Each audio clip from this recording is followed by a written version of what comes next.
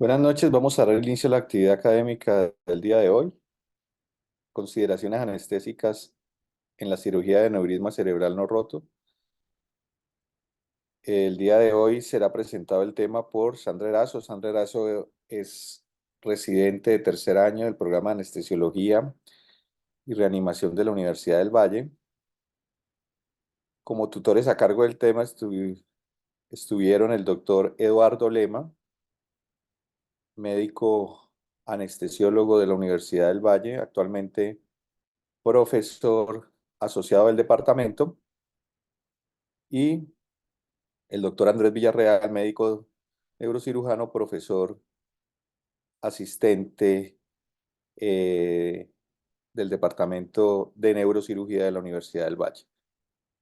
Es un placer tenerlos a los dos el día de hoy. Y Sandra, empecemos. Gracias, profe. Buenas noches, ¿me escuchan bien? Se escucha bien y está la presentación viéndose bien. Ok, bueno, voy a dar inicio al tema acerca de las consideraciones anestésicas pues, en cirugía de aneurisma cerebral no roto. Agradezco a mis tutores por toda la ayuda que me prestaron durante la ponencia que voy a presentar. Bueno, como objetivo grande, voy a hablar sobre el manejo anestésico del aneurisma cerebral no roto en estos tres contextos: en el manejo endovascular o cerrado, neuroquirúrgico o abierto, y en la cirugía no neuroquirúrgica. Quise enfocarme en este tema aneurisma cerebral no roto debido a que uno encuentra mucha información respecto al aneurisma cerebral roto y el contexto de hemorragia subaracnoidea, pero nos hicimos la pregunta sobre los pacientes que tienen un diagnóstico de aneurisma cerebral de manera incidental y que, por ejemplo, llegan a una cirugía, no en el contexto de la reparación de su aneurisma, cómo lo podríamos enfocar. Y derivado de eso también pues vamos a hablar sobre este tipo de aneurismas en su tratamiento quirúrgico, tanto a nivel endovascular como neuroquirúrgico. La hoja de ruta, pues hablar un poco de generalidades de manera muy general, los tipos de abordaje endovascular quirúrgico, todo el manejo que es preoperatorio, nivel intra, posoperatorio, y al final el enfoque que les hablo sobre este tipo de aneurismas en el contexto no neuroquirúrgico. Entonces, sobre las generalidades, pues un aneurisma es una dilatación anormal de los vasos sanguíneos cerebrales por debilidad de su pared. Ocurre frecuentemente en zonas de bifurcación de las arterias intracraneales, debido a que son zonas de velocidad de mayor flujo que generan estrés parietal a ese nivel. Los aneurismas más frecuentes son los aculares, que tienen forma de cereza. Vemos ahí sus tres partes o componentes, que serían el cuello, la base, el saco o fondo del aneurisma, y la cúpula o el domo. Em, digamos que dentro de los tipos de aneurismas, como ya les mencioné, pues los más frecuentes son los aculares. También existen unos microaneurismas, que son los aneurismas menores a 2 milímetros, más frecuentes en pacientes hipertensos y a nivel de la vasculatura de ganglios basales. También están los aneurismas gigantes, que son aquellos con diámetros por encima de los 25 milímetros. Usualmente están multilobulados, es decir, presentan sacos adicionales dentro de su estructura, lo que los produce que tengan mayor riesgo de ruptura. Eh, incluso su mortalidad puede llegar del 80 al 100% a los 2 años si no son manejados. Y los aneurismas fusiformes, que son una dilatación de toda la estructura de la pared arterial, difíciles de manejar, ya que son pues aneurismas de bases anchas que usualmente pues conectan con vasos nutricios que van a circulaciones importantes. También existen los aneurismas disecantes, que precisamente sea por la disección de esa pared íntima de la arteria, que genera que haya un flujo arterial pues en la conexión entre estas dos capas, y esto me puede generar bien sea fenómenos isquémicos por obstrucción de flujo o por dilatación de la pared, también generar aneurismas a ese nivel, incluso ruptura llegando a hemorragia subaracnoidea. Rápidamente aquí para mencionar algo sobre la circulación cerebral, pues sabemos que la circulación cerebral está básicamente por una circulación anterior dada por la arteria carótida interna, que va a dar sus ramas, la arteria cerebral media y la arteria cerebral anterior, la cual se va a comunicar pues, por medio de la arteria comunicante anterior, y la arteria y la circulación posterior, que va a estar dada básicamente por la circulación vertebrovascular. Las arterias vertebrales, pues ramas de la arteria subclavia, van a conectarse formando la arteria basilar, cerebrales posteriores y comunicante posterior, finalmente comunicando con la circulación anterior. Los aneurismas cerebrales se localizan de manera más frecuente en la circulación anterior, está en el 85% de los casos. Los sitios de más frecuencia, pues los vamos a encontrar, va a ser la unión de la arteria comunicante anterior con la cerebral anterior, la bifurcación de la arteria cerebral media y la unión de la arteria comunicante posterior con la carótida interna. Ya en menor porcentaje estarán los aneurismas de circulación posterior, tanto a nivel de la parte superior de la arteria basilar, con sus arterias en la unión con la arteria cerebelosa superior, o la AICA, o la unión de la arteria vertebral con la pica. Pero dentro de, quería mencionar, pues dentro de la circulación posterior, está expuesta a mayor riesgo de ruptura. En cuanto a la epidemiología, la prevalencia de los aneurismas cerebrales no rotos se calcula aproximadamente en un 3,2%, con un riesgo de ruptura anual de 0,25%. Realmente la mayoría no se rompen, el 50 al 80% de ellos no se rompen durante el curso de la vida. La mayoría son de origen esporádico, son pocos los de origen genético, hasta el 20 a 30% tienen localizaciones múltiples, y la preponderancia es del género femenino del 54 a 61%, incluso por encima de los 50 años, la relación mujer-hombre es 2:1. Dentro de los factores de riesgo destacan la enfermedad poliquística renal autosómica dominante, que tiene hasta 6,9 veces mayor riesgo de adquirir estos aneurismas cerebrales, igual que el antecedente de la historia familiar, que aumenta el riesgo en 3,4 veces. También se ha visto que los aneurismas pequeños por debajo de 5 milímetros son los de mayor prevalencia, y las zonas de mayor localización, pues en este estudio que eran de más de 2.000 aneurismas no rotos, principalmente se van a nivel de la comunicante posterior.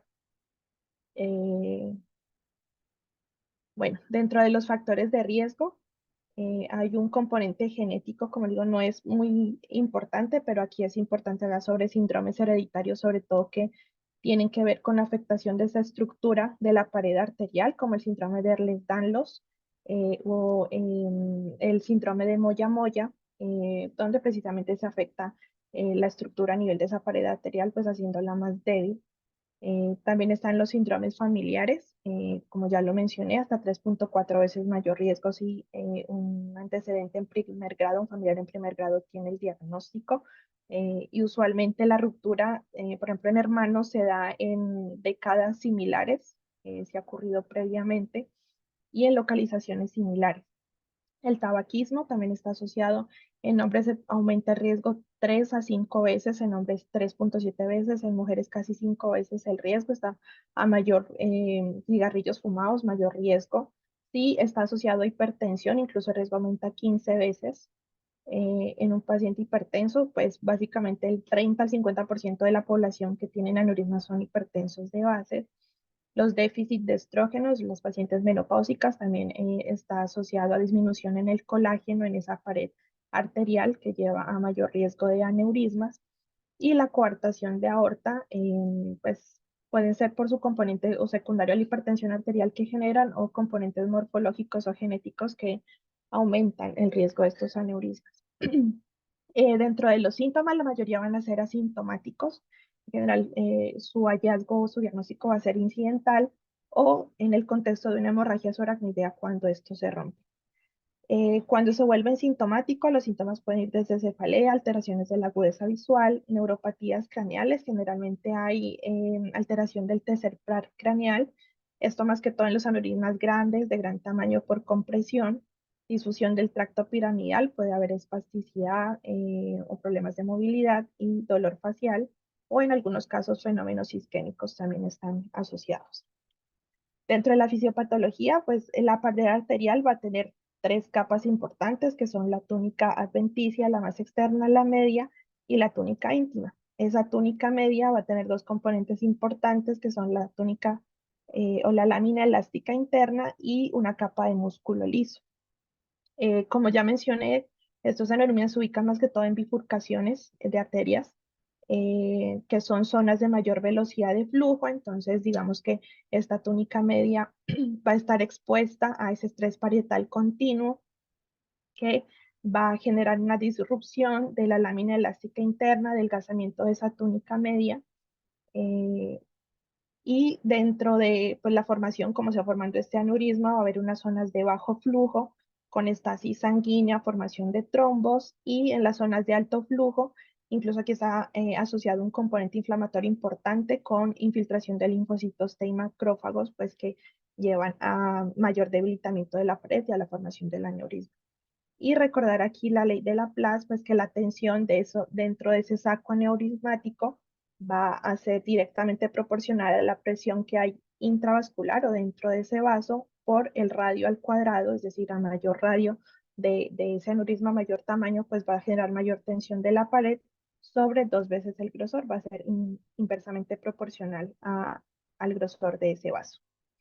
Hay un término importante que debemos conocer que es la presión transmural, que es precisamente esa presión que hay a nivel de este saco aneurismático, se da por la presión que hay al interior, que está dada básicamente por la presión arterial media, y la presión a nivel externo, que sería la presión intracraneana. Entonces, así es como lo calculamos, presión arterial media y la presión intracraneana. Como vemos, se calcula de manera igual que la presión de perfusión cerebral, y aunque van a ser objetivos opuestos, puesto que voy a propender, obviamente, en un paciente que tenga una presión de perfusión cerebral adecuada, debo propender porque esa presión transmural que se transmite dentro de esa pared del aneurisma sea lo menor posible para disminuir el riesgo de ruptura. Entonces, debemos tener como un control muy estricto, muy estrecho de estas dos variables, evitando ascensos súbitos de la presión arterial media por estimulación adrenérgica o la respuesta simpática asociada a la laringoscopia, la intubación. También tener un adecuado control de la nocicepción, todo lo que implique maniobras de valsalva, tos, vómito, debemos evitarlo, y disminuciones súbitas de la presión intracraneana en casos, por ejemplo, de hiperventilación excesiva, drenajes de líquidos cefalorraquídeos súbitos o osmóticos como administración abundante de líquidos como el manitol, pues me van a generar disminuciones súbitas de la PIC con ascensos súbitos de esa presión transmural y mayor riesgo de ruptura. Dentro de la historia natural de ese aneurisma, en esta tabla quería mostrarles en estas gráficas cómo en pacientes que no tienen antecedentes de hemorragia subaracnoidea y que tienen un tamaño pequeño del aneurisma por debajo de 10 milímetros, la probabilidad de hemorragia es pequeña o muy baja, versus un paciente que ya tiene un aneurisma por encima de los 10 milímetros, que el riesgo aumenta hasta 20 veces. En un paciente que sí tiene antecedente de hemorragia subaracnoidea previa, vemos que incluso los tamaños pequeños eh, ya tienen un riesgo incluso 11 veces mayor que los aneurismas pequeños sin antecedentes, y por encima de 10 milímetros y el riesgo se equipara a los que no tienen antecedentes de hemorragia subaracnoidea. Y en esta tabla vemos la tasa acumulativa de ruptura. En pacientes sin hemorragia subaracnoidea vemos como a mayor tamaño del aneurisma, pues mayor riesgo de ruptura, sobre todo pues los más grandes. Aquí vemos en el primer año una tasa de ruptura de hasta el 6% anual. Y en pacientes que sí tienen antecedentes de hemorragia subaracnoidea, realmente el tamaño del aneurisma, digamos que no impacta mucho. Eh, Aquí estas tablas será para mostrarles cómo a medida que hay una mayor historia natural o mayor tiempo de transcurso del aneurisma, hay un mayor riesgo de ruptura, mayor probabilidad de ruptura. Lo mismo a mayor tamaño, por encima de los 25 milímetros, sobre todo los presentan mayor riesgo de ruptura.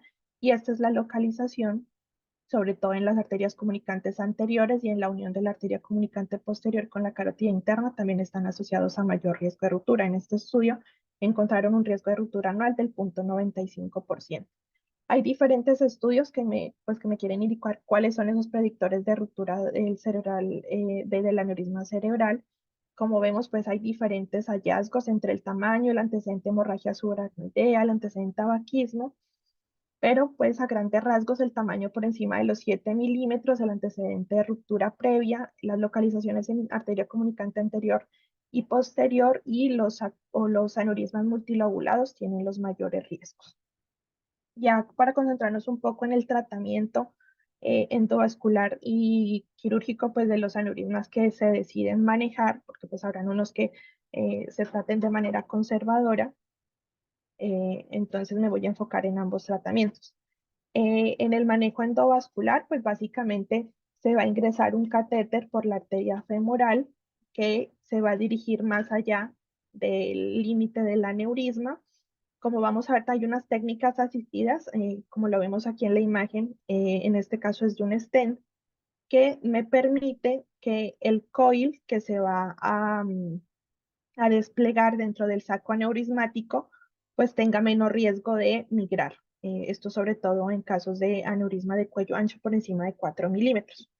Pero pues digamos que en lo básico del procedimiento es eso, la introducción de un catéter, posteriormente se introduce un microcatéter por donde se despliegan ese coil o los coils pues que requiera el aneurisma y el objetivo es generar trombosis, una trombosis local a ese nivel generando pues un aislamiento del aneurisma. Como les digo, hay unas técnicas asistidas usadas por un balón para evitar la migración del coil o se dejan ya definitivamente stent pues que requerirán tratamientos con antiagregación dual por periodos prolongados. Como vemos aquí, un aneurisma a nivel de la arteria cerebral anterior, como es aislado con la técnica endovascular con coils y ya vemos cómo el medio de contraste posterior al aislamiento, pues ya forma el flujo laminar y ya se ve aislado el aneurisma. También hay otras técnicas a nivel endovascular como los diversores de flujo, que son un tipo de stent que me va a promover el flujo eh, digamos, como excluyendo el flujo a nivel del aneurisma, y esto hace que el flujo a nivel del aneurisma sea estático, lo que me genere trombosis a ese nivel. Esto más que todo se utiliza en aneurismas muy grandes, fusiformes de tamaño, digamos que en su morfología complejos. En general, estos manejos endovasculares, tanto la ubicación de stent como diversores de flujo, van a requerir antiagregación dual plaquetaria para disminuir el riesgos tromboembólicos durante el procedimiento. A grandes rasgos, pues las indicaciones pues, más grandes que tenemos del manejo endovascular son pacientes que tienen alto riesgo quirúrgico, que por sus comorbilidades, grandes comorbilidades, pues están expuestas a un alto riesgo a nivel de la cirugía abierta. Entonces propenden por el manejo endovascular los aneurismas de circulación posterior y cuando existen múltiples aneurismas, sobre todo en territorios cercanos entre ellos, que permiten el manejo simultáneo pues, de estos aneurismas. Aquí tenemos algunos desenlaces, buenas tasas de éxito, la mortalidad que puede ir del 1 al 2% y algo de complicaciones que lo hablaremos un poco más al final. El manejo neuroquirúrgico, básicamente se realiza una craniotomía frontotemporal en el paciente para ingresar, pues obviamente se diseca toda la zona pues cercana al aneurisma y la idea es poner un clip a nivel del cuello del aneurisma, que obviamente pues va a ser definitivo, ya va a generar ya la disección de este aneurisma. Como el neurocirujano puede requerir un clipaje temporal, es decir, se ubican clips en la circulación alrededor de este aneurisma, que digamos las arterias nutricias, para disminuir el riesgo de ruptura. Eh, Hay diferentes técnicas de clipaje, esto ya va a variar según la morfología del aneurisma. También, también hay unas sustancias como la indocianina que me van a permitir en el intraoperatorio, le van a permitir ver cómo con fluorescencia, pues van a mostrar cómo se excluye finalmente aquí, como vemos el aneurisma clipado, pues para garantizar que el aneurisma quedó adecuadamente disecado y otras técnicas como el bypass que ya se utilizan en aneurismas muy grandes, de morfología muy compleja, donde se utilizan arterias intracraneanas o extracraneanas para como bypassear literalmente la zona del aneurisma y propender pues por la circulación por otras zonas. Las indicaciones macro de la técnica abierta neuroquirúrgica, pues están los aneurismas gigantes o de morfología muy compleja, relación fondo-cuello desfavorable, pues que me impidan la utilización de estos métodos endovasculares. Aneurismas recurrentes a nivel endovascular también podría ser una indicación. Aquí vemos las tasas de éxito, de mortalidad y algunos de los riesgos. En esta tabla quería mostrarles así como a grandes rasgos cómo se define, digamos que el manejo de acuerdo a la edad del paciente. Entonces, en general, por debajo de los 60 años, esto digamos que varía mucho, pero pues para darles una idea, por debajo de los 60 años, los aneurismas por encima de 7 milímetros van a tratamiento, pues ya se definiría si coiling, el manejo endovascular o el clipping, el manejo neuroquirúrgico. Por encima de los 60 años, por encima de 12 milímetros, también irían a manejo.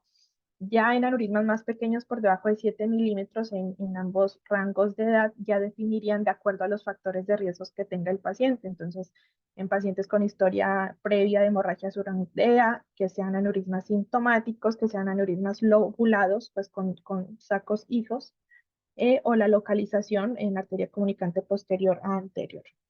En esto se podría definir si el manejo, bien sea por endovascular o neuroquirúrgico, y en tamaños de 7 a 12 milímetros por encima de los 60 años, si están ubicados en circulación posterior, también se podría definir manejo.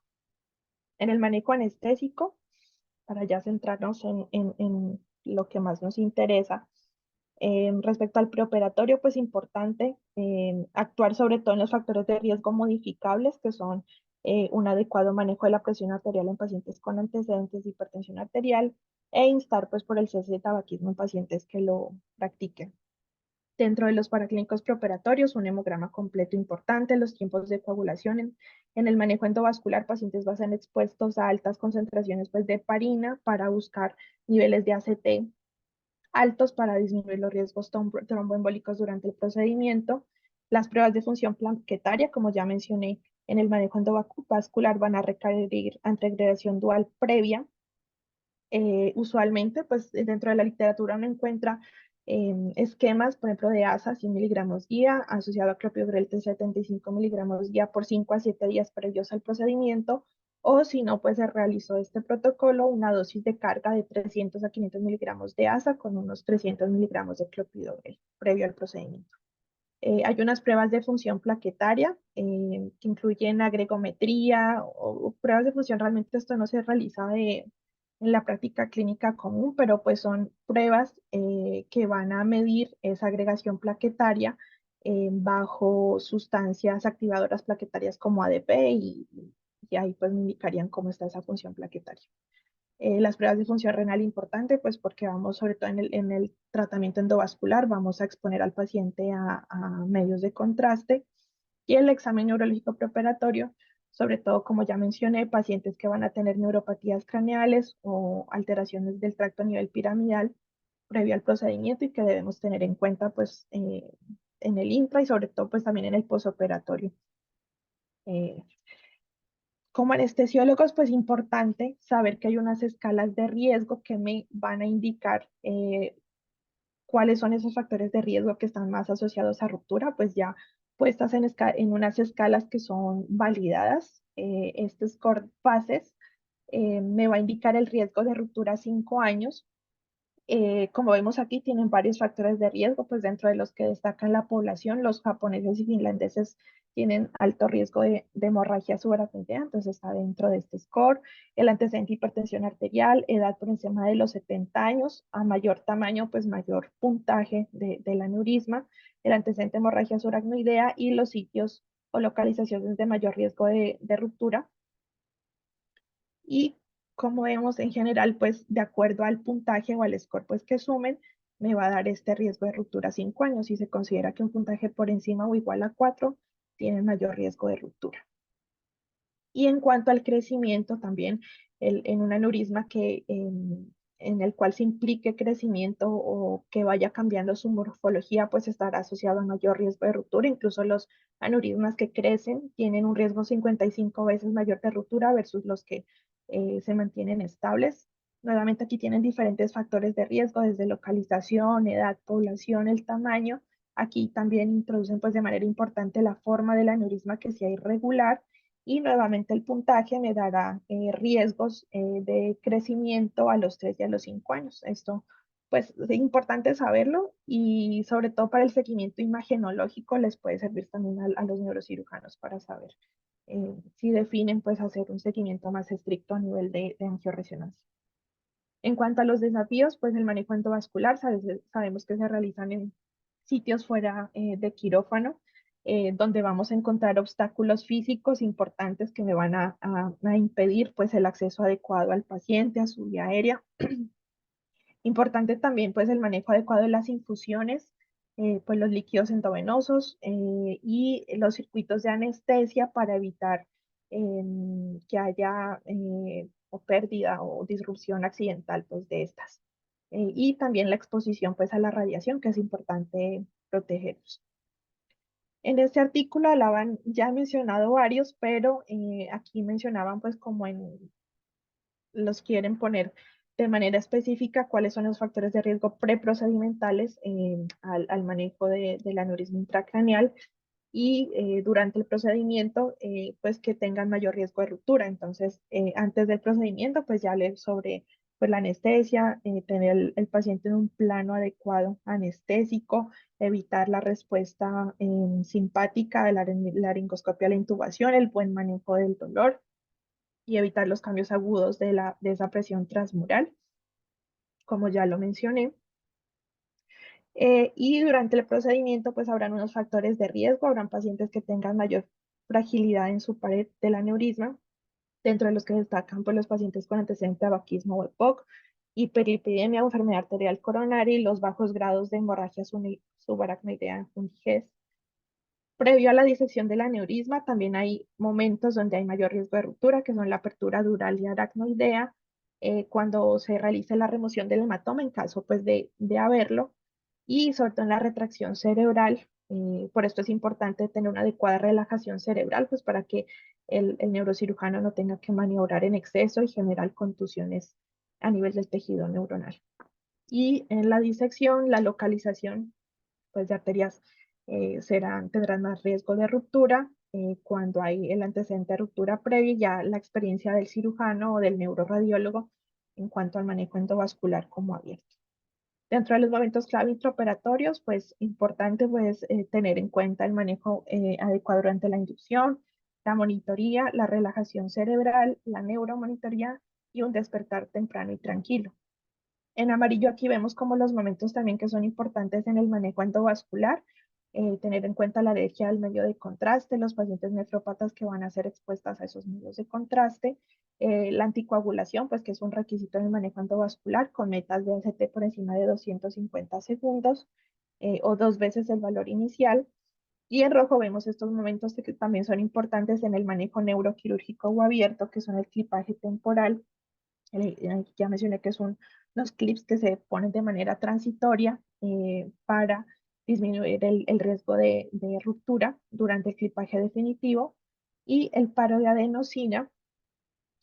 Digamos que en la práctica clínica no se realiza de manera ya frecuente, pero sí se menciona en la literatura la adenosina al tener esta actividad a nivel de tromotropismo negativo a nivel del nodo auriculoventricular, va a generar un paro cardíaco transitorio de unos 30 a 40 segundos. La dosis puede ir de 0.3 a 0.5 miligramos kilo de manera pues incrementa la necesidad y se recobrará la circulación de manera espontánea. Y es importante saber que la adenosina está contraindicada en pacientes con asma grave porque pueden estar a broncoespasmo o alteraciones cardíacas de la conducción cardíaca importantes. Entonces aquí para ampliar estos momentos importantes en ambas técnicas, pues dentro de la monitorización, digamos que va a depender mucho de cuál es ese riesgo de ese paciente. O sea, si este paciente tiene muchos factores de riesgo de ruptura intraoperatoria por sus características personales, pues como tal intrínsecas del paciente, por las características de su aneurisma, pues me voy a ir con una monitorización más intensa. Obviamente el manejo neuroquirúrgico abierto, pues con más razón habrán mayor cantidad de monitoría también. E igual en el manejo endovascular, en la práctica clínica, se tendrá una monitoría básica, ¿no? Una asa básica, la presión arterial invasiva, que obviamente debe ponerse desde antes de la inducción, pues para tener esa monitoría cercana de la presión arterial durante la inducción, que es un momento importantísimo para evitar o disminuir el riesgo de ruptura del aneurisma. Y una sonda vesical también podría ser importante, sobre todo porque los medios de contraste pues, van a estar una diuresis importante. Eh, en general, pues ya como le digo, uno ya depende del paciente y de la complejidad del procedimiento, pues podría indicarse la instauración de un catéter venoso central, si vemos que va a haber un recambio de líquidos o de sangrado, si hay alto riesgo de ruptura, podría indicarse también en el caso de requerir terapia hiperosmolar para relajación cerebral, pues deberíamos ubicarlo. La monitoría de la profundidad anestésica, pues zonas de hipoperfusión o de isquemia cerebral, pues están asociadas a disminución del poder en estas ondas cerebrales, también es muy importante tenerlo presente. El NIRS que nos puede indicar zonas de isquemia de manera temprana y los potenciales evocados también la neuromonitoría importante en esas zonas también de disminución de la perfusión perianeurismática, sobre todo en el clampeo temporal, que podría indicarnos pues que debemos actuar porque está sufriendo ese tejido perianeurismático. En la técnica anestésica, digamos que respecto al aneurisma cerebral, no hay como esta es la técnica predilecta o la que mejor les va.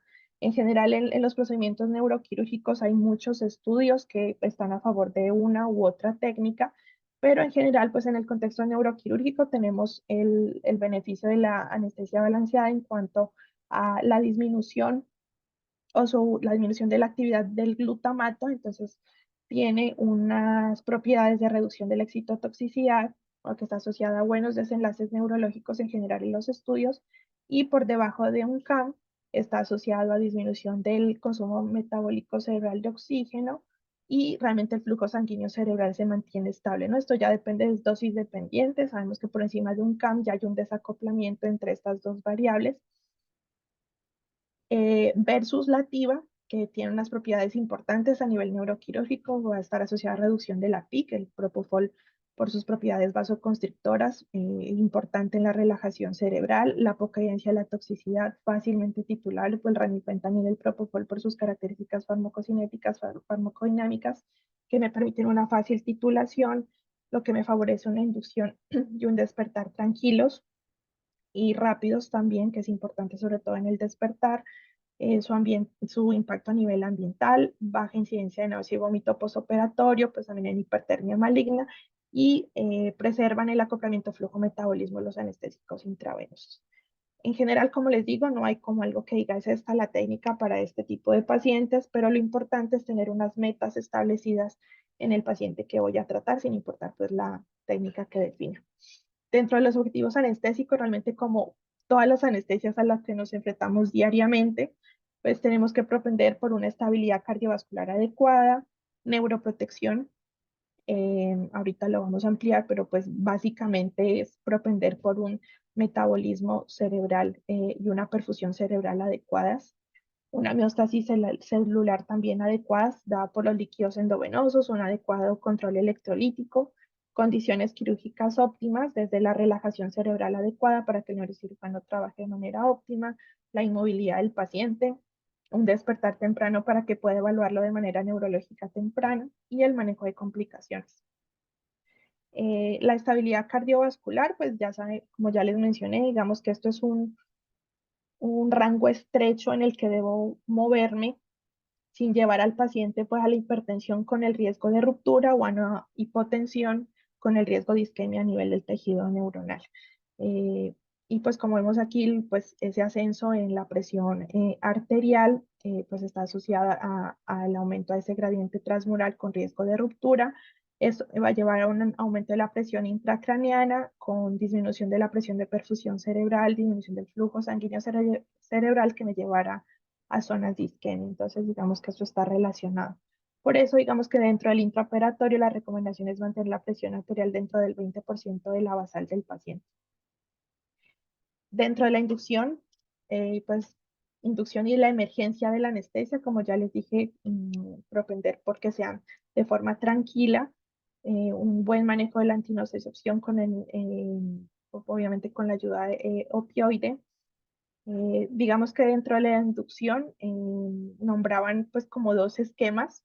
¿Quién puedo irme? Sobre todo en esos pacientes que tienen aneurisma cerebral no roto, que tienen una fisiología cerebral, digamos que dentro normal, en la mayoría de los casos es una cirugía electiva, podría arrancar desde la inducción con una presión arterial 20% por debajo de la basal, en asocio de medicamentos que me van a disminuir las respuestas simpáticas laringoscopia, como la lidocaína y los opioides. O puedo irme desde la inducción con un nivel de anestesia profundo, pues que definitivamente me va a garantizar que el paciente no va a responder a esta laringoscopia y a esta intubación en asocio de una infusión continua de vasopresor, pues que me va a ayudar con la estabilidad hemodinámica. Hay momentos claves, digamos que en los que digo voy a manejar la presión arterial de manera juiciosa. Por ejemplo, en el manejo endovascular, pues ya hablamos de la inducción, pero durante el despliegue de los diferentes dispositivos que se utilizan para realizar el manejo, se pueden generar zonas de hipotensión, zonas de hipoperfusión, zonas de isquemia, por lo que debemos evitar la hipotensión. Entonces, debemos mantener una presión arterial estable. Incluso hablan de unas sistólicas por encima de 110 o 130 para garantizar buena perfusión a ese nivel.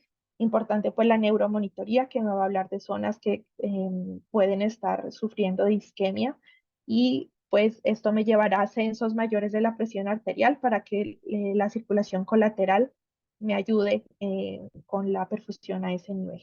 Y posterior al coiling, cuando ya ha ubicado los coils a nivel del aneurisma, voy a incrementar de nuevo la presión arterial para garantizar que este aneurisma esté adecuadamente aislado, pues de que se trombosó de manera adecuada. Y a nivel neuroquirúrgico, estos son en general pues las zonas, los momentos de mayor estímulo en el manejo en general, en una cirugía neuroquirúrgica, desde la inducción, el posicionamiento, la fijación de los pines para la ubicación del cabezal de Mayfield, pues sabemos lo importante eh, la, la, el bloqueo de escalpe para disminuir el dolor en este momento. La apertura dural, también sabemos que es un momento de mucho estímulo doloroso, y el cierre dural. Importante también saber que, eh, digamos que, como ya les dije, siempre mantener una presión arterial dentro del 20% de la basal. Sobre todo, pues previo a la apertura de la dura madre, vamos a tener, como sabemos, el cráneo es una cavidad cerrada. Ahí todavía la presión intracraneana va a estar en contraposición de esa presión arterial media.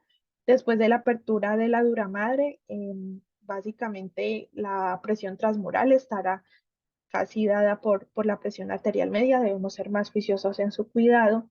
Durante la disección, pues propender por una presión arterial estable tirando a la baja para disminuir el riesgo de ruptura.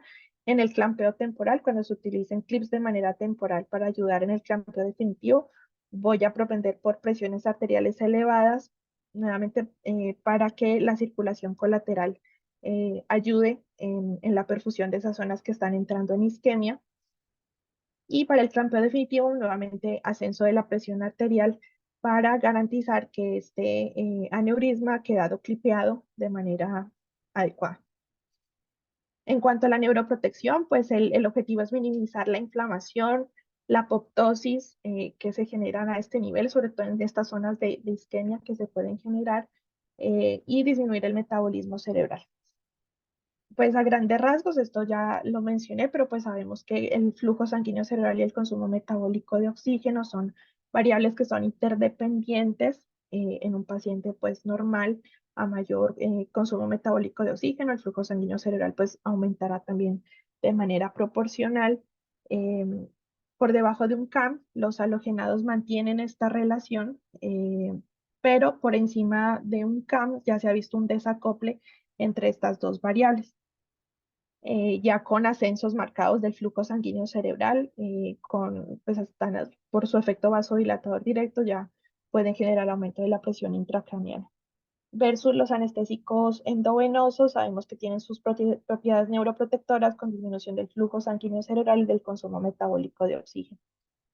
En esta revisión, una revisión de la literatura sobre los diferentes anestésicos, cuál es su papel neuroprotector en el manejo de estos aneurismas cerebrales no rotos, la información es poca en general, pero pues sí que te debería traer aquí a colación algunos datos que me parecieron interesantes, por ejemplo, respecto a los halogenados en general, en su papel de neuroprotección, hablaban de que en general, en la reperfusión posterior a cuadros de isquemia en nivel neuronal, bien sea en ACVs o en otros casos, se ha visto que el isoflurane está asociado a reducción de la ilusión cerebral, reducción de la apoptosis neuronal, y previamente al clipaje, como les dije, existe un clampeo temporal. Antes se utilizaba una hipotensión inducida, pues que lo que buscaba es disminuir la presión arterial de manera importante para disminuir ese riesgo de ruptura. Esto ya no se realiza hoy en día porque se ha visto que los desenlaces neurológicos son peores, pues porque se insta todo el cerebro a una isquemia cerebral global, pero digamos que el isoflurane dentro de esta hipotensión inducida, obviamente esto requiere altas concentraciones del halogenado, va a tener unas características en cuanto al consumo metabólico de oxígeno y flujo sanguíneo cerebral que son, digamos, protectoras a nivel cerebral. El isoflurane se ha visto que la exposición temprana a altas concentraciones de seborane, habla de concentraciones de 3,4% por encima de 5 horas, está asociada a autofagia de células del hipocampo en ratas, eh, con déficit a nivel espacial, es lo que han encontrado como en la ubicación espacial. Eh, pero se ha visto que la dexmedetomidina podría mejorar esa neurotoxicidad por el seborane por su papel en la apoptosis neuronal. Y el desflorane se ha visto en estudios en porcinos que está asociado a vasodilatación cerebral. En humanos esta vasodilatación no se ve tan relacionado con aumentos de la PIC, pero pues sí es importante que se ha visto asociada en mayor grado que el seborane o que el isorane. Y también se ha visto que las concentraciones séricas de endotelina en pacientes que han sido expuestas a desflorane son menores, por lo que podría tener un papel en la prevención de vasoespasmo en el clipping. Los barbitúricos sabemos pues sus efectos neuroprotectores en cuanto a la disminución del flujo sanguíneo cerebral, de la pica, el consumo metabólico de oxígeno. Se ha asociado a tasa de complicaciones menores, sin embargo su uso en el contexto clínico es bajo, debido a que las concentraciones que requieren para esos efectos son muy altas, casi en una dosis de coma barbitúrico, y preocupan sus diferentes efectos adversos a nivel de la función renal, hepática, la leucopenia, la inestabilidad cardiovascular o el despertar tardío que generan, entonces no se utiliza de manera tan frecuente.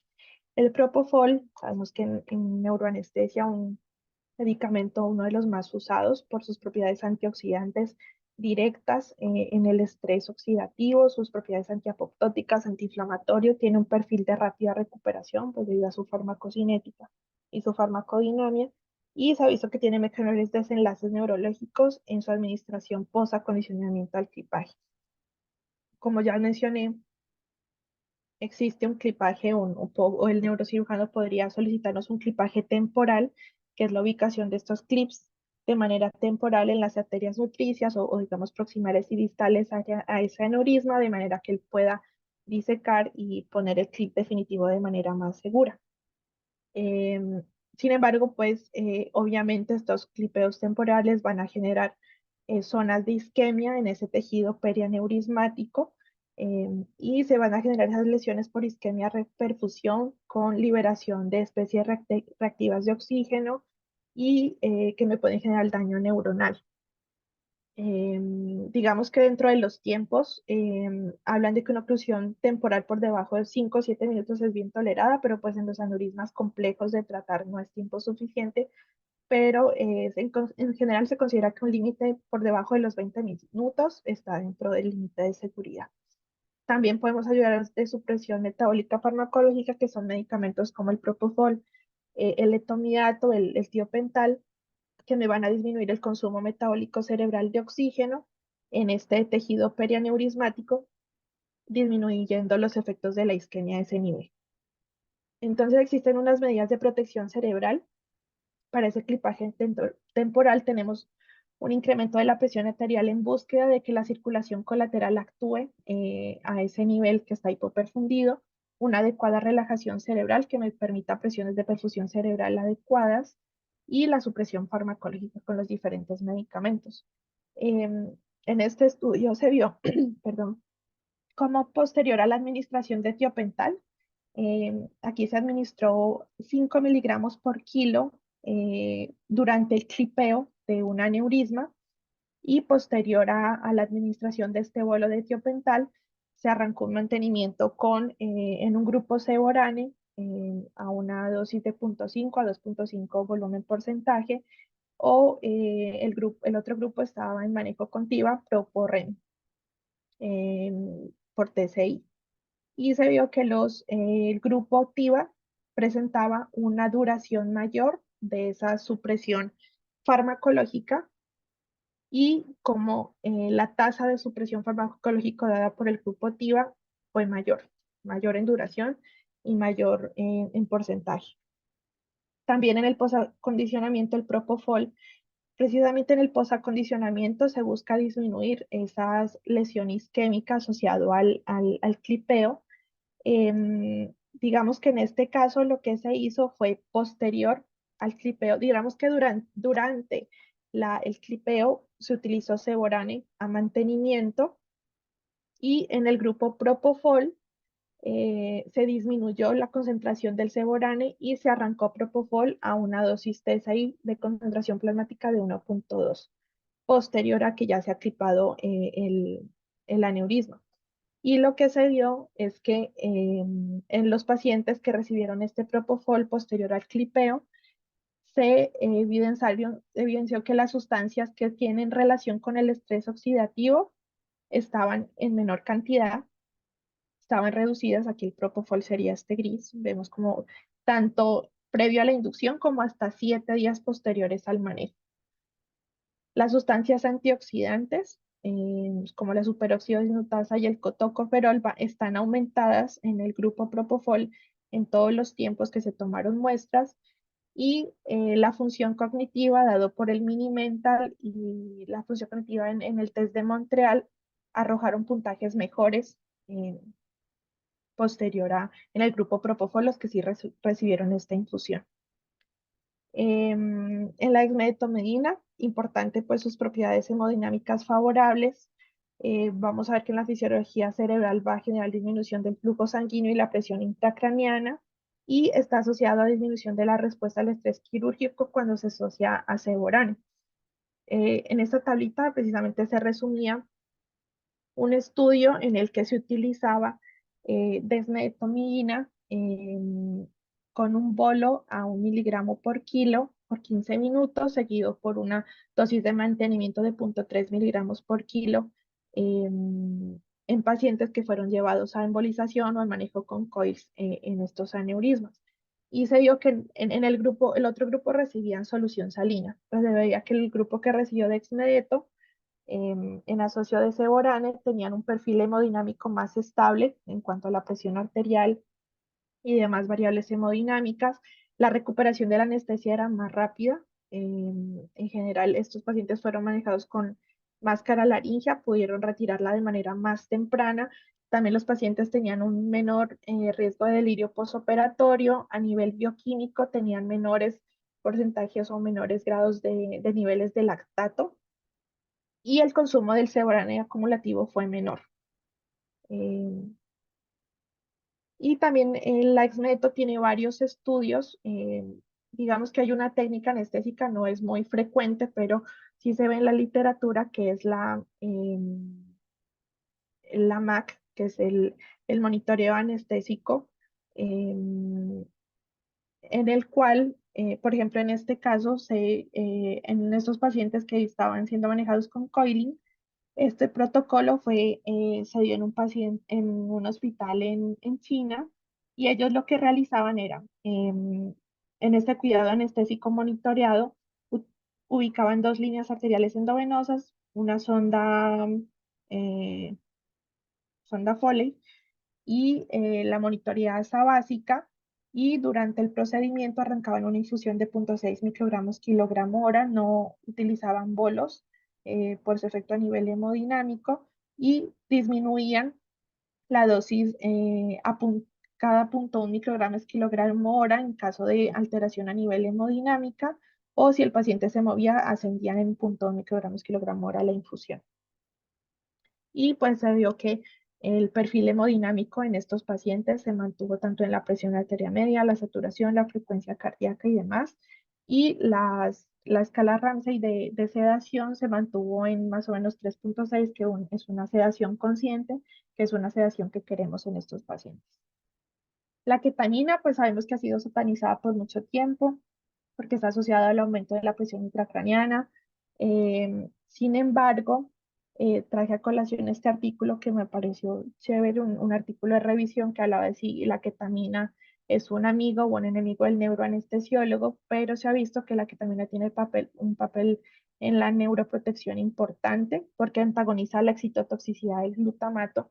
El glutamato está asociado a lesión neuronal, entonces en este papel está implicada la ketamina, pues al antagonizarlo, se ha visto que el aumento de la presión intracraneana se da más que todo en pacientes que están sedados bajo respiración espontánea, que tienden a hacer hipercapnias, vasodilatación cerebral con aumentos de la PIC, pero en pacientes que están bajo ventilación mecánica, con normocapnia realmente no produce aumento de la presión intracraneana. Aparte que tiene un plus, pues digamos que dentro del manejo neuroquirúrgico y es que amplifica las señales de los potenciales evocados, pues mejorando la neuromonitoría. Y dentro de los opioides, me pareció interesante hablar de este receptor delta opioide, que es el que se ha visto, no los receptores mu ni demás, sino este receptor delta opioide que tiene que ver con neuroprotección, el papel de neuroprotección en general, pues en cirugías de neuro. Y esto se da porque cuando hay zonas de hipoxia o isquemia, hay una alteración de la homeostasis iónica, en general a nivel neuronal, con un influjo importante de sodio y mucha entrada de sodio y calcio que me promueven apoptosis con el flujo de potasio. Y precisamente la estimulación de este receptor me va a equilibrar esta homeostasis, me va a limitar estos influjos y eflujos, generando una homeostasis a nivel neuronal. También tiene otros papeles importantes a nivel de promueve las señales pro supervivencia, limita las señales que son proapoptóticas, tiene un efecto antioxidante importante en el estrés oxidativo, entonces tiene diferentes papeles en la neuroprotección. Ya para, pues algo cortico hablar de la neuromonitoría, ya que nos da una medida indirecta de la isquemia que se está generando a nivel regional en la circulación cerebral cuando utilizamos estos clips temporales, también cuando ocurren complicaciones como la ruptura o la embolización o los riesgos tromboembólicos también que me generen isquemia, entonces la neuromonitoría me va a indicar o me va a ayudar con esta detección y pues va a tener también, me va a indicar una medida directa del estado funcional de diferentes regiones cerebrales específicas. Este me va a generar un trazado en los potenciales evocados al estimular diferentes tractos neuronales, bien sean somatosensoriales o motores, que me van a generar unos picos, que son la amplitud, y unos valles son desde el estímulo hasta la formación del pico, que son la latencia. La mayoría de anestésicos me van a generar disminución de la amplitud de esos potenciales evocados y incremento de la latencia. Y pues a mayor disminución de la amplitud, mayor prolongación de la latencia está asociado a peores desenlaces neurológicos. Y en este estudio, por ejemplo, de la revista de neurocirugía del 2022, donde se tomaron casi 1.000 pacientes, aquí habían tantos aneurismas cerebrales rotos como no rotos, se encontró que una tasa de disminución de la amplitud en este punto de corte para los potenciales motores por debajo del 57,30% en la disminución de la amplitud de los somatosensoriales, con una disminución de la amplitud del 64% y con una duración o una latencia en ese deterioro por encima de 17 minutos para los motores y 21 minutos para los somatosensoriales, estaban relacionados de manera directa con déficit motor posoperatorio. La homeostasis celular, pues básicamente eso propender porque todo el ambiente a nivel celular se dé de manera adecuada, propender pues por una normoglicemia. En general no hay pues un punto de corte que uno diga en aneurisma debería, sobre todo en los no rotos, pero pues sí de evitar la hiperglicemia por encima de 180 debería manejarse porque está asociado a mayor lesión neuronal. La normotermia en estudios previos, sobre todo en hemorragia subaracnoidea, se evidenció que no hay beneficio de la hipotermia, entonces el objetivo es normotermia 36,5 a 37,5 y evitar la hipertermia porque sabemos que un ascenso por cada grado centígrado está asociado a aumento del flujo sanguíneo cerebral hasta en un 6%. Y la fluidoterapia, pues básicamente también mantener la normovolemia, una osmolaridad plasmática adecuada para evitar el edema cerebral. Dentro de los líquidos endovenosos, pues sabemos que la solución salina normal está asociado a mayor acidosis metabólica hiperclorémica por su alto contenido de sodio y cloro de 154.000 equivalentes, asociado a mayor insuficiencia renal aguda, incluso a mayor mortalidad y estancia hospitalaria. Y dentro de los aneurismas no rotos, en este estudio querían comparar cuáles eran pues, los efectos en pacientes que manejaban con solución salina versus los que manejaban con una solución balanceada. Y pues obviamente el grupo de solución salina tuvo mayor concentraciones de cloro, pHs más bajos, eh, concentraciones de bicarbonatos más bajos, mayor grado de acidosis metabólica y los tiempos hasta la extubación fueron mayores en los pacientes que recibieron solución salina, al igual que presentaron mayor estancia en UCI. Entonces, pues lo que concluyeron es que los pacientes que recibieron sustancias balanceadas durante el clapeo de estos aneurismas cerebrales no rotos tuvieron una menor incidencia de acidosis metabólica, una extubación más temprana y una estancia en UCI más corta. Este estudio sí incluye aneurismas cerebrales rotos, como le digo, los no rotos son un poco limitados en cuanto a la información, pero aquí lo que les quería mostrar era cómo la terapia dirigida por metas, en este caso se hizo por el BPI del tracto de salida del ventrículo izquierdo en eco transesofágica. em, y vemos que se dividieron en dos grupos, estos fueron 25 pacientes al grupo que iban a dirigir la terapia hídrica por, como les digo, el BTI, por ecotransesofágica, y en el grupo en el que iba a ser dirigida por PVC. Y en el grupo que fue dirigida por BTI, el punto de corte, cuando el BTI era por debajo de 15 centímetros, una variación por encima del 12%, se consideraba pues que el paciente era respondedor a volumen y se adicionaba un bolo de líquidos de 5 cc por kilo. Versus pues cuando el paciente no mostraba indicadores de ser respondedor a volumen, simplemente en caso de hipotensión, una presión arterial media por debajo de 70, adicionaban un bolo de fenilefrina. Y en la PVC, el punto de corte PVC por debajo de 8, nuevamente daban un bolo de líquidos de 5 cc por kilo y por encima de 8 si presentaba hipotensión, nuevamente bolos de fenilefrina. Y lo que se encontró es que los pacientes que sí estaban en su fluidoterapia dirigida por metas, por este BTI del tracto de salida del ventrículo izquierdo, recibieron, que es este grupo, menor cantidad de líquidos versus el otro grupo. Y en general las variables hemodinámicas se comportaron de manera similar, incluso en la presión arterial sistólica, si hubieron unos puntos en que les fue mejor al grupo dirigido por metas. Entonces, lo que concluían es que esta terapia dirigida por metas por BTI del tracto de salida mantiene la presión arterial media con volúmenes más bajos de líquidos endovenosos.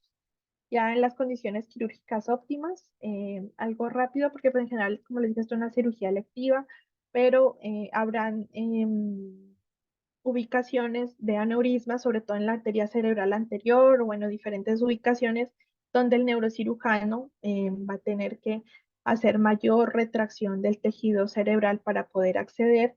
Entonces, en este caso nos podría solicitar relajación cerebral. Tenemos pues diferentes formas de optimizar esa relajación por la posición. Sabemos que la posición unos 10 a 15 grados en Anti-Trendelenburg. Me va a optimizar el drenaje venoso con disminución de la PIC sin afectar la presión de perfusión cerebral.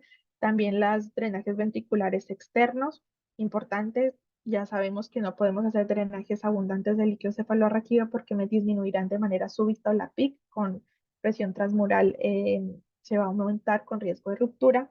La terapia hiperosmolar, pues no hay estudios para decir en aneurisma cuál terapia hiperosmolar, pero sabemos pues que tenemos tanto el manitol al 20%, como la solución hipertónica que puede ir del 3 al 23,4%. Ninguna pues ha tenido como estudios en cuanto al desenlace en los aneurismas, pero pues las tenemos dentro del arsenal.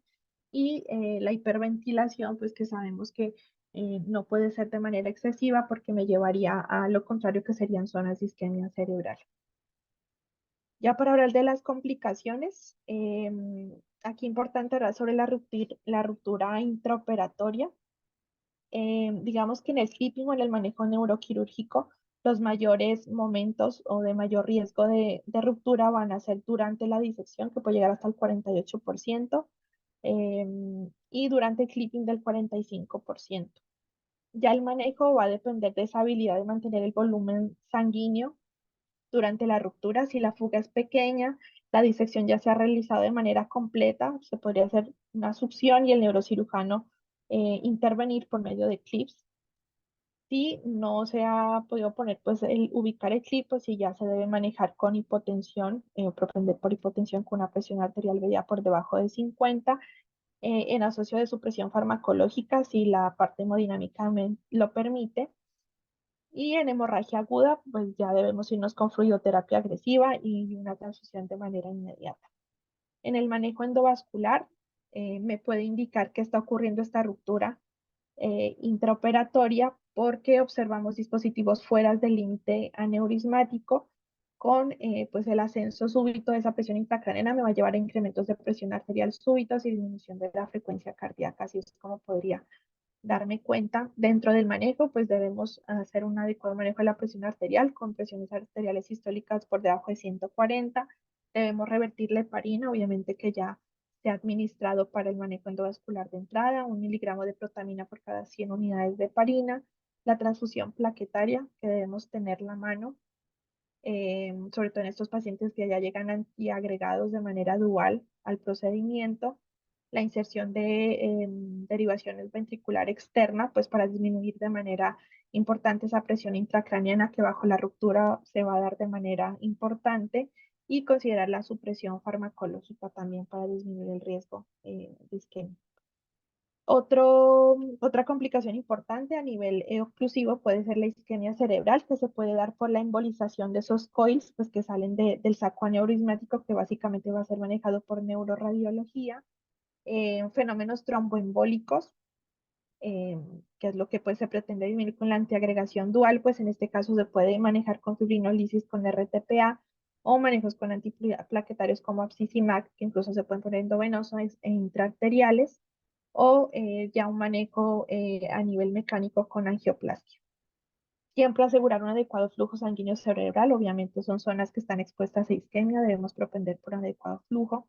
Y el vasoespasmo, primero pues debemos propender por en cuanto al manejo, una hemodinamia adecuada, bien sea por vasopresores o inotrópicos que pues me permitan la apertura o la mejoría de ese vasoespasmo.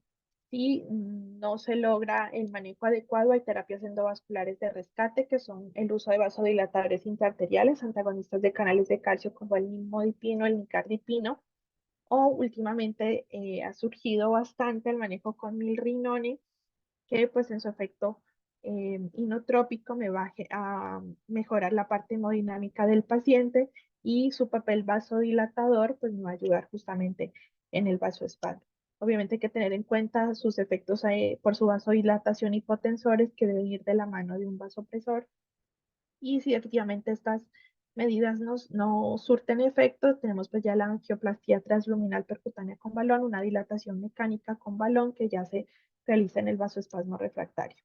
La nefropatía por contraste, más que todo se da en pacientes que ya tienen una enfermedad renal de base, puede darse hasta en el 30% en pacientes que tienen tasas de filtración por debajo de 30, Y el manejo es una optimización del volumen intravascular, una hora previa a la administración del contraste. Se puede administrar solución salina o pues, líquidos endovenosos, lactato, perdona, a una dosis de 1 a 3 cc por kilo, que se pueden continuar hasta 12 horas posterior a la administración de contraste, hablando de que la N-acetilcisteína no tiene mayor papel. En el manejo posoperatorio, importante una extubación controlada pero temprana o rápida, de manera que el neurocirujano pueda realizar una evaluación neurológica posoperatoria, un control continuo de la presión arterial media y la presión intracraneana. Obviamente van a haber todavía estos, pues digamos que en general debemos propender porque hay una adecuada analgesia, adecuada emesis, adecuado manejo del shivering en el paciente. eh, y los casos de extubación tardía que podrían considerarse no extubarse el paciente en casos de que haya ruptura aneurismática intraoperatoria o en casos en los que se trataron aneurismas a nivel de la circulación vertebrobasilar y donde hubo manipulación a nivel de tallo cerebral. En esos casos se podría considerar la extubación tardía. Obviamente dentro de la extubación, pues al evitar pues todos los reflejos de tos, náuseas, vómito, podemos usar lidocaína para disminuir esa respuesta simpática. El manejo de la hipertensión con bolos de labetalol o esmolol para evitar esos aumentos súbitos de la presión arterial durante la extubación. Y ya para hablar del aneurisma, del manejo del aneurisma cerebral en este contexto no neuroquirúrgico, realmente la información que hay es limitada, pero en general pues vamos a encontrar un paciente que tiene un diagnóstico incidental de aneurisma o que ya ha tenido un diagnóstico previo donde se ha definido un manejo conservador versus pues ya un aneurisma roto que no es el objetivo de esta charla. Pero en estos pacientes que se han definido manejo conservador o que se ha encontrado de manera incidental el aneurisma, se considera que el primer seguimiento o la primera imagen con angioresonancia usualmente se debe realizar 6 a 12 meses después de ese hallazgo incidental y después un seguimiento cada 1 a 2 años por el especialista, de manera que ellos evalúen la morfología por medio de esta imagen del aneurisma y puedan considerar si ya epitelizó, si es un aneurisma que tiene ya bajo riesgo de ruptura o se considera si es un aneurisma seguro dentro del manejo o tiene riesgo de ruptura y debería manejarse incluso previo a la cirugía que no implique pues, el manejo del aneurisma. Los estudios que hay respecto a esto son pocos. Este fue un estudio retrospectivo de 110 pacientes, 134 aneurismas no rotos y querían evaluar la historia natural, si existía algún evento de hemorragia idea en el intra o en el posoperatorio. La mayoría de cirugías fueron 206 cirugías que se lograron dentro del estudio, se estudiaron. La mayoría fueron ortopédicas, otorrino, la mayoría de aneurismas sucedieron a nivel de la circulación anterior y en 5.7 años de seguimiento no hubo ningún evento de hemorragia suracnoidea. Ellos concluían que la cirugía no relacionada con el manejo de ese aneurisma parece ser segura, pero pues se requiere investigación adicional porque igual la cantidad de pacientes utilizadas fueron pocas y fue un estudio retrospectivo. En gestantes hay mayor literatura. Dentro de las gestantes que tienen este aneurisma intracraneal no roto como diagnóstico, el objetivo anestésico va a ser mantener la estabilidad cardiovascular intracraneal y a nivel uteroplacentario. Nuevamente, pues evitar aumentos excesivos de la presión arterial con riesgo de ruptura o de hipotensión que me lleva a hipoperfusión a nivel uteroplacentario, incluso el tallo cerebral que me lleva a náuseas con ascenso de esa presión transmural. En el trabajo de parto se ha visto que ha habido un incremento del flujo sanguíneo cerebral, incremento de la presión del líquido cefalorraquídeo y de manera compensatoria el incremento de la presión arterial media para que se mantenga esa presión de perfusión cerebral y todo esto pues me va a llevar a un incremento de la presión transmural. Hay cambios fisiológicos importantes en el embarazo que conocemos, aumento del volumen sanguíneo y del gasto cardíaco asociado a las maniobras de Valsalva que se dan en los trabajos de parto me llevarán a grandes fluctuaciones de esa presión transmural, incluso hasta el 78% de las rupturas se van a generar en el tercer trimestre. Por eso incluso versus el 20-29% de pacientes que son llevadas de manera electiva a cesárea, en estas pacientes con diagnóstico previo de aneurisma incidental, hasta el 71% pueden ser llevadas de manera profiláctica. Sin embargo, falta evidencia respecto a los desenlaces maternos y fetales. El manejo, pues obviamente va a ser multidisciplinario entre el neurocirujano, el obstetra y nosotros, pues como anestesiología. Debe haber un control adecuado de la simpatectomía, sobre todo en las técnicas neuroaxiales. Y ahorita lo voy a ampliar. Un manejo adecuado antiemético, un adecuado manejo analgésico. Dentro de las técnicas tenemos la técnica neuroaxial, que me va a permitir una evaluación neurológica estrecha, obviamente con la paciente despierta, no va a haber manipulación de la vía aérea ni exposición fetal a los anestésicos generales. Y tenemos pues las dos técnicas espinal, en un bloqueo rápido, me va a generar un bloqueo rápido en caso de una cesárea urgente, o la técnica epidural que sí me va a generar un bloqueo simpático gradual, pero pues sabemos que tiene el riesgo de en caso de ser punción dural, va a haber esa fuga de líquido cefalorraquídeo de manera súbita con ascenso de la presión transmural y alto riesgo de ruptura. Entonces es un riesgo que hay que tener en cuenta. Obviamente en estos casos, en asocio de un vasopresor para que disminuir esa simpatectomía que se genera en la técnica neuroaxial, y la anestesia general, más que todo está indicada pues en caso de ruptura emergente, en la que necesitamos para asegurar la vía aérea, para permitir también un trabajo simultáneo entre las dos especialidades, pero pues tiene sus desventajas en cuanto a sus cambios hemodinámicos y el manejo de la vía aérea en la gestante, pues sabemos que no es fácil. Entonces, básicamente, consideraciones a tener en cuenta en estos pacientes, siempre tener en cuenta los factores que contribuyen a la ruptura intraoperatoria, que ya conocemos, el ascenso de la presión arterial, disminución de la presión intracraneana, en cirugías que me soliciten o que me pidan Valsalva, como en cirugías de tórax, por ejemplo, o el PIP, también hay que tener en cuenta que pueden tener o ser factores asociados a ruptura intraoperatoria. Las características del aneurisma que ya conocemos de riesgo, siempre saber que si tengo un seguimiento juicioso pues por el especialista para saber que son aneurismas seguros o no en cuanto a su ruptura. Y como anestesiólogo, pues tener en cuenta los factores de riesgo no modificables, ya sabemos, en pacientes con estas patologías, como Ehlers-Danlos, Moyamoya, que ya lo dije, la enfermedad poliquística renal, pues que no podemos tener en cuenta, pero sabemos que son pacientes que están más en riesgo de tener este diagnóstico, los factores de riesgo modificables, una adecuada valoración de la cirugía no vascular, pues en el contexto del paciente, según la cirugía a la que vaya. El seguimiento adecuado por el especialista, en este caso por el neurocirujano. eh, y en general, pues tener en cuenta que las precauciones que se deben tener en cualquier cirugía no neuroquirúrgico, en este caso, deberían tenerse como si fuera una cirugía para manejo de aneurisma. O sea, todo lo que ya vimos en cuanto a control estrecho de la estabilidad cardiovascular y demás deberían tenerse en cuenta en un paciente con diagnóstico ya incidental de aneurisma. Y pues para las conclusiones, sí que quería tener aquí algunas ideas importantes, y la literatura respecto a este tema es limitada, la mayoría sea sobre aneurismas rotos. Como ya lo mencioné, el manejo de estos aneurismas requiere un manejo estrecho y cuidadoso de estas tres variables, la presión arterial media, la PIC y la presión transmural. Tener en cuenta todos estos factores de riesgo de ruptura intraoperatoria que nosotros como anestesiólogos debemos propender por tener lo más estables posibles. La monitorización pues va a depender del riesgo de ruptura intraoperatoria en cuanto a las características del paciente, del aneurisma como tal, la complejidad del procedimiento, la selección de anestésicos, de líquidos endovenosos, tener mucha precaución de acuerdo a los momentos críticos de la intervención, como ya lo mencioné, tanto en la técnica endovascular como abierta. Es preferible el uso de soluciones balanceadas por su impacto en la estancia hospitalaria, a nivel desde toda su miostasis celular. Y en la aneurisma no neuroquirúrgico, pues tener en cuenta todos los factores de riesgo de ruptura intraoperatoria, y deberíamos manejar este paciente realmente como si fuera para un manejo de su aneurisma.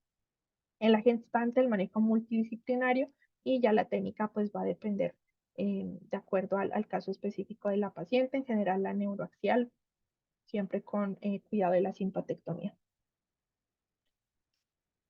Y ya, muchas gracias. Eh,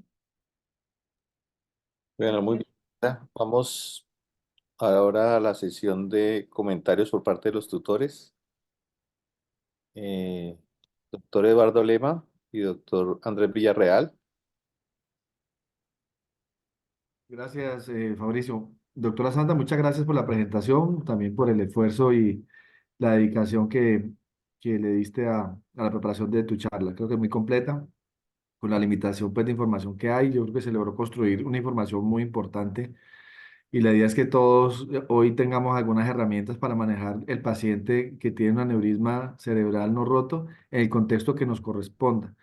Digamos que un reto interesante, por ejemplo, es el paciente que va para la cirugía laparoscópica abdominal y nos sale con el antecedente de pronto de un aneurisma incidental. La mayoría de pacientes que uno conoce con diagnóstico de aneurisma incidental, pues les han llevado a tratamiento endovascular y habitualmente pues no tiene uno el paciente que no ha recibido ningún tratamiento, que está en vigilancia, que está en seguimiento, pero toca llevarlo a cirugía.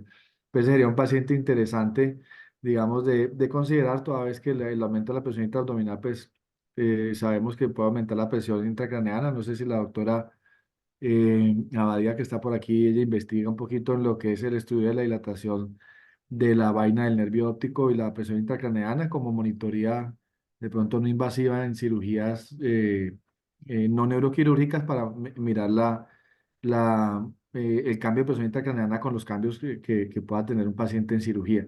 Pero puede ser, digamos que, un reto interesante y pues Sandra creo que ha tocado todos los aspectos necesarios para tener esas herramientas. Fabricio, sería pues ya que habría la discusión con las personas y estaríamos atentos. Con lo de la vaina del nervio óptico, mira que hace poquito, y lo comentábamos en una reunión con neurocirugía, creo que Andrés Villarreal también estaba ahí, estaba el doctor Rubiano, y hace como 3 meses salió un artículo, porque es que hay un artículo inicial que uno podía correlacionar PIC con la medición de la, no tanto con la medición de la vaina del nervio óptico, sino con el análisis de flujo, el IP al hacer análisis dobles de los vasos sanguíneos cerebrales, pero el mismo autor consideró que por el momento no era prudente hacer esa medición de PIC relacionado con el análisis de los flujos.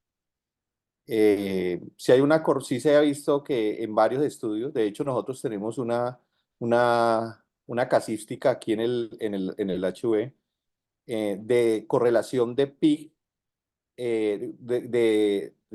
no directamente de PIC porque a veces la PIC no la pone muy frecuente, no se pone muy frecuentemente, ya sea por problemas técnicos, mucho edema cerebral, sino la correlación de cambios en la tomografía que indican edema cerebral y vaina del nervio óptico. Hay unos como el de nosotros que mostró eso, una correlación directa, y hay otros que sí han mostrado una correlación directa entre PIC y medición de vaina del nervio óptico. Eh, el problema, como todo en eco, ¿no? Muy de operador dependiente también. Pero a nivel intraoperatorio, personalmente no sé si ya se están haciendo seguimientos de ese tipo. Andrés Villarreal, bienvenido. Como tutor también, eh, nos gustaría tu opinión antes de darle la palabra a los demás participantes. Puedes hablar, Andrés. Y muchas Bueno, gracias por estar con nosotros, hermano. bueno, no, primero muchísimas gracias por la invitación. Segundo, felicitaciones a todo el grupo de anestesia por tener estos temas que son temas muy importantes para manejar de forma multidisciplinaria para nosotros como neurocirujanos. Es fundamental el tener una coordinación cuasi perfecta con la anestesiología desde la planeación de los casos, y en especial, por ejemplo, estos tipos de casos que yo hablaba con la doctora donde no hay tanta literatura y es muy fácil cuando son temas o blancos o negros, pero cuando hay temas grises donde la evidencia no es muy fuerte, vienen todas estas circunstancias de artículos que te dan una tendencia al manejo, pero que al final es más una definición específica de casos individuales. Entonces, no hay una guía específica, como ustedes vieron. Hay unos lineamientos y unas recomendaciones, casi todos 2B. eh, pero por encima de todo, una de las cosas que me pareció muy importante en las últimas diapositivas es, a pesar de ser un aneurisma no roto, estar prevenidos y planear todo como si fuera o que llegara en algún momento a ser un aneurisma roto. Eso es fundamental. Y que el neuroanestesiólogo, el anestesiólogo tenga pues la planeación específica tanto para los procedimientos endovasculares como neuroquirúrgicos de los medicamentos y en los momentos de complicaciones y en las fases específicas que la doctora dijo que me parece fundamental. Me pareció muy bueno el trabajo con el doctor Lema, donde estuvimos en contacto para hacer el asesoramiento de la doctora. Yo creo que vamos a copiar mucho este tipo de modelos también cuando hagamos cosas multidisciplinarias con neurocirugía y que tengamos o necesitemos conceptos de ustedes y que se hagan revisiones de las presentaciones de los residentes o de los expositores antes de hacerlos. Miren, genera unas presentaciones de altísima calidad. Entonces, muchas felicitaciones para la doctora y para pues, todo el grupo de anestesiología. Les voy a contar que en el hospital universitario nuevamente se está comenzando a hacer procedimientos microquirúrgicos. Microquirúrgicos es que llegó un momento donde casi todos los procedimientos o no se hacían y se remitían los pacientes o se hacían de técnicas endovasculares. Ya en los últimos 6 meses hemos comenzado a aumentar la casuística, no solo en aneurismas complejos, sino en aneurismas donde las terapias endovasculares tienen limitaciones, como por ejemplo aneurismas de mayor tamaño que hacen compresión sobre estructuras nerviosas y el tratamiento endovascular con stent coils pueden generar que el aneurisma quede aislado, pero que el efecto compresivo sobre esa estructura nerviosa vascular pues no se vaya a recuperar, por ejemplo, en aneurismas de comunicante posterior. Ahí hay un video nuevo que sacamos de un caso muy interesante que ustedes nos ayudaron para hacer un clipaje de un aneurisma no roto, precisamente con un tercer par casi completo, y se pudo hacer el clipaje sin complicación, se pudo resecar todo el domo del aneurisma, se pudo liberar la presión sobre el tercer par y la recuperación del tercer par en una persona que no solamente se quita el riesgo del sangrado, sino el déficit neurológico como tal. Ahí también estamos comenzando a hacer ya microcirugía para malformaciones arteriovenosas, que es un tema súper importante que en algún momento se los propongo para tratarlo, no solamente el manejo anestésico, sino pre y post y en cuidado intensivo, que me parece súper interesante y que ya lo vamos a comenzar a hacer con más frecuencia en la universidad, en el hospital universitario. Pero por lo demás, esos son como mis acotaciones especiales a la charla y muchas felicitaciones a la doctora. Gracias, Andrés. Como siempre, muy interesantes tus aportes y el acompañamiento que nos haces en estos temas. Eh, Clave la monitoría, ¿no? Como lo decía la doctora Sandra, manteniendo las variables hemodinámicas adecuadas para mantener un flujo adecuado y el advenimiento, como en casi todos los temas que últimamente estamos hablando, ¿no? El point of care en todos los aspectos, no solo a nivel de flujos sanguíneos cerebrales o vaina del nervio óptico, como ya lo dijo Eduardo, sino la parte hemodinámica con la medición de variables de performance cardíaco como el BTI o de valoración de volumen con la variabilidad de la curva de flujo derivada del BTI. Fabricio, Ahí la clave es la monitorea continua de estos pacientes. ¿Sí, Eduardo? sí, hay por ahí también algunos artículos de monitoría eh, con ultrasonido microvascular en craneotomía o manejo pues con craneotomía de clipaje del aneurisma para verificar el posicionamiento del clip. Entonces, lo que ha mostrado es que en muchos casos, casi en el 10 o 12% de las series que han estudiado con eso, han tenido que reposicionar el clip en el cuello del aneurisma porque se encontraba o incompetente o se encontraba ocluyendo una parte de alguna circulación que comprometía otro sitio del cerebro. Entonces, eso es interesante. No sé cómo será, no he visto nunca no sé cómo sería un transductor para hacer ese Súper. ultrasonido. Es Micro, súper importante, sí, esa es una buena anotación. Obviamente la ¿Abierto? parte anestésica, en la parte abierta, se Sí. coloca un transductor que es una sonda muy pequeña que se coloca sobre el vaso posterior a la aplicación del coil, perdón, a la aplicación del clip, y uno puede, previo al clip, hacer ultrasonografía sobre los vasos y ver la patencia y hasta las velocidades de Sí. los vasos. Apenas uno coloca el clip, uno puede volver a colocarlo dependiendo de qué estructura vascular distal a la parte del clipaje está, y uno puede corroborar la velocidad y que el flujo esté patente. Otra cosa que tenemos en el hospital universitario que es muy buena es la fluorescencia intraquirúrgica, que no solamente podemos hacer el estudio sonográfico vascular, sino que podemos ver en directo las estructuras vasculares con fluorescencia con el microscopio que tenemos. O sea, en este momento tenemos alta tecnología Sí. y para poder hacer este tipo de procedimientos microquirúrgicos, no solamente de aneurisma cerebral, sino también de malformaciones, que es muy importante. Es que Andrés, con la sonda sectorial y teniendo el precept del TCI, del doble transcraniano del DTC, y con la bóveda abierta, pues toda la circulación se va a ver hermosa y el análisis de flujo son mucho más exactos que a veces Sí, tenemos problemas cuando el paciente pues tiene su bóveda craneana y lo hemos visto con cráneo. usted, que también lo utilizan también es más, muchas veces les está gustando más guiarse en tumores que con el mismo neuronavegador, con el mismo ecógrafo. Lo Sí, ven ahí, sí, exacto. Eric, Son, son, son tecnologías. Una cosa que acaban de decir que lo dijo también el doctor Lema fue lo de entre más, menos riesgo quirúrgico. O sea, entre más equipos y planeación tengamos para este tipo de procedimientos y lo podamos utilizar, pues mayor seguridad para el paciente, saberlos utilizar bien desde luego y disminuye los riesgos de las complicaciones, eso sí es fundamental. exacto. Entre más monitoría multimodal hagamos, extrapolando el término de trauma craneoencefálico en todo, los Sí, resultados son mejores. son mejores, exacto, exacto. Y la evidencia, como tú lo dijiste al principio, no sea muy alta. Es que crear evidencia de alta calidad se necesita muchas poblaciones muy grandes, ¿no?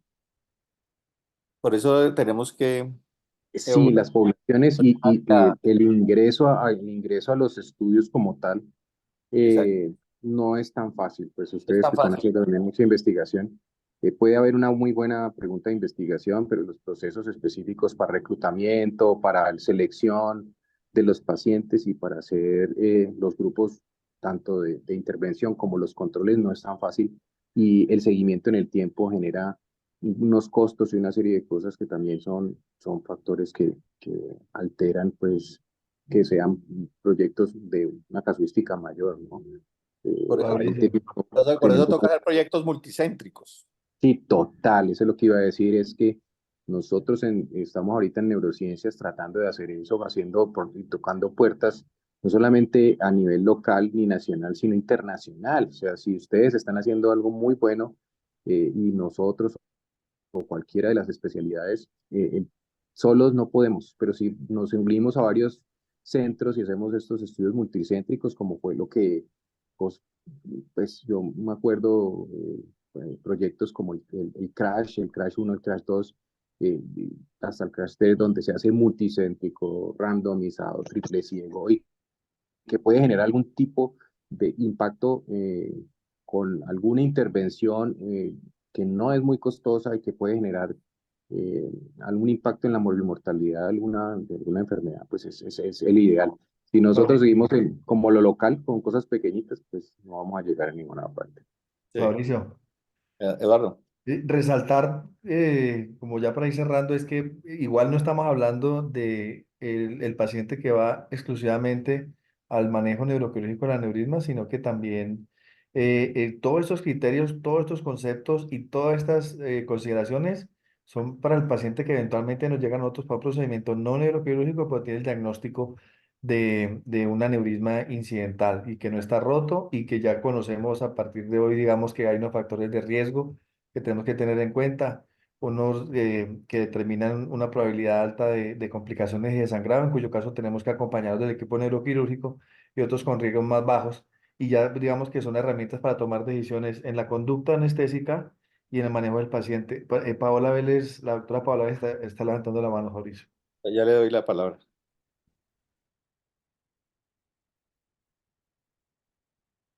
Paola, ¿puedes hablar? Ya tienes, ya puedes utilizar el micrófono, tienes activo el micrófono.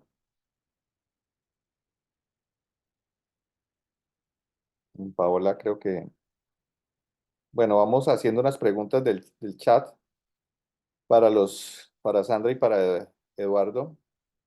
¿Qué evidencia o comentario para terapia eh, anticomicial en aneurisma no roto? Sandra.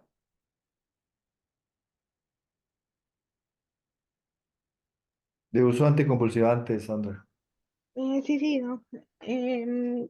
Pues realmente no encontré como información mayor, o sea, dentro de las complicaciones, una convulsión intraoperatoria sí podría generarse. En el caso del cráneo abierto, pues digamos que la solución salina fría podría ser uno de los manejos, em, pero como tal, en cuanto a la medicación, no encontré, digamos que dentro de los factores de riesgo, nuevamente como es un aneurisma no roto, podría considerarse el riesgo de convulsión ya en el caso de que haya ruptura o en un paciente que dentro de sus síntomas, como aneurisma incidental, de acuerdo a su tamaño, genere convulsiones previo al cuadro, pero no es algo común, no está dentro del espectro de manejo dentro del aneurisma cerebral no roto, porque pues nuevamente es un paciente con una fisiología cerebral usual, eh, no está dentro de la literatura que encontré respecto a este tema. Sí, hay una cosita importante, es que cada vez salen más estudios sobre que hay que justificar más la administración de medicamentos eh, para manejo de convulsiones si no hay convulsión o si no hay un factor que genere una alta posibilidad convulsiva intraquirúrgica. Entonces, en este tipo de pacientes, yo no sé si la doctora encontró, pero yo no he encontrado en ningún momento ninguna recomendación específica como profilaxis, colocar medicación No. anticonvulsivante, anticomicial, no, ninguna. O sea, no se coloca. Y la idea tanto del manejo endovascular como neuroquirúrgico en este tipo de pacientes que se consideran cirugías o procedimientos limpios, si no hay complicaciones, es tal cual como el paciente quedó previo a la cirugía, posterior a la cirugía, y no se debe pues, de generar un tratamiento específico de más. Realmente desde el punto de vista del neuropítico, la profilaxis, con una evidencia no muy buena, es trauma craneoencefálico los primeros 7 días, sin una evidencia tampoco grande.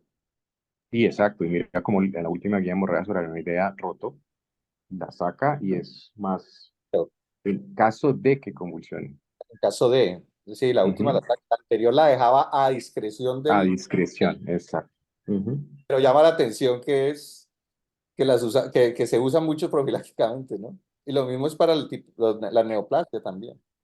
Es Total. la inercia del uso previo, pero la verdad no hay evidencia ni está indicado, salvo que para el manejo del evento.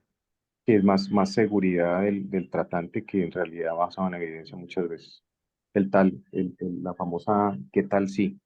¿Qué tal? Sí, exacto. La doctora Claudia Badía, voy a darle el micrófono. Y la doctora Paola también va a participar, ¿o no? Esperemos a la doctora Badía, luego volvemos a darle la palabra a Paola, de pronto un momento. Vale. Doctora Claudia Badía,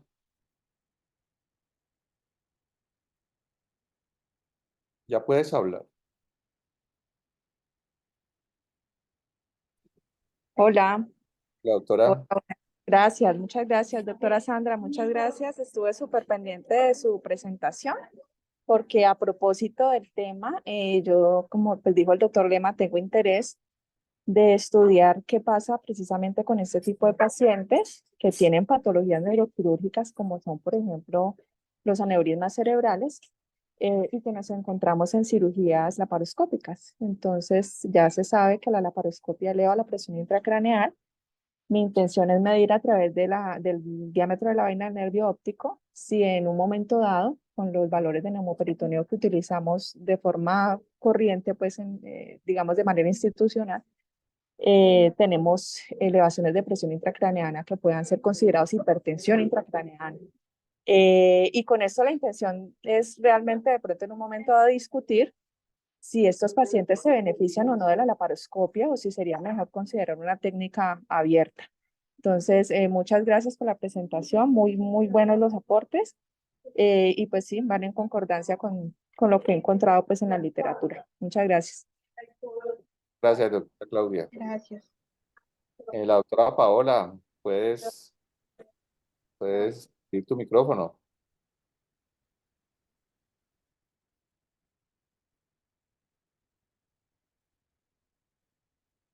Doctora Paola.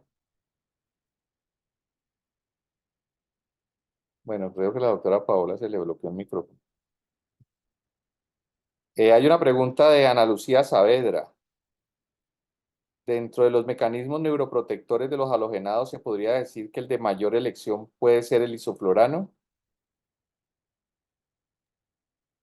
Para Eduardo, esa pregunta, que eres el experto en inhalados. Pues isoflurano utilizamos muchos años y era el medicamento de elección, como habló Sandra. Digamos que parece que los beneficios del isoflurano pueden ser interesantes, incluso teniendo un efecto protector. Sin embargo, digamos que desafortunadamente entró en desuso y, y hoy prácticamente utilizamos solamente el deflorano, obviamente porque nos permite utilizar pues MAC muy bajitos, y pues porque sabemos que los efectos digamos que en la neuroregulación se ven menos alterados, específicamente de estos pacientes que se espera que lo tengan intacto con dosis bajas de los halogenados. Pero digamos que si tuviera que elegir un anestésico inhalado, sin duda elegiría el isoflurano, pues balanceado obviamente con un opioide por encima de los otros, pero pues desafortunadamente ya no se consigue en nuestro medio, la gente no lo quiere usar. En nuestro medio, porque yo creo que en otras partes sí se usa. Sí, digamos que dentro de la literatura lo que más se encuentra son estudios respecto a isoflurana y sus efectos a nivel neuroprotector. Fue donde más encontré en general, sobre todo en las lesiones posterior a isquemia, cómo disminuye la apoptosis. Todos estos efectos neuroprotectores, sobre todo a nivel isquémico, son más disidentes en isoflurana. Em, en Seborrhea verdaderamente la evidencia es limitada, incluso como pues hablé, incluso no, el efecto neuroprotector no es tan claro, incluso en Desflorane hablan de vasodilatación cerebral con posibles aumento de la presión intracraneana. Eso también está en estudios en ratas, pero digamos que en Isorane sí fue el que mejor evidencia pues encontré dentro de los tres. Muy bien. Paola, ¿puedes hablar? Volviste a levantar la mano.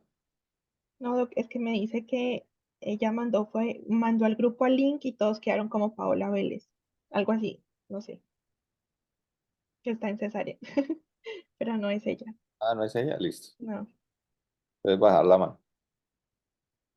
Bueno, yo creo que ya, Eduardo, podemos dar por terminada la sesión de hoy, ¿cierto? De acuerdo, sí, muchas gracias a todos por la atención, sobre todo a ti, Sandra, por la preparación, el doctor Villarreal también por el tiempo que le dedicó a Sandra y a mí también pues para apoyarnos en la preparación.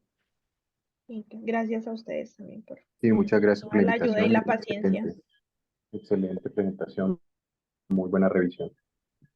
Bueno, muchas gracias Gracias. por participar en la actividad académica. Nos esperamos la próxima semana y estaremos enviando los links para todas las actividades del departamento, tanto de anestesia como de cuidado intensivo. Muchas gracias a todos.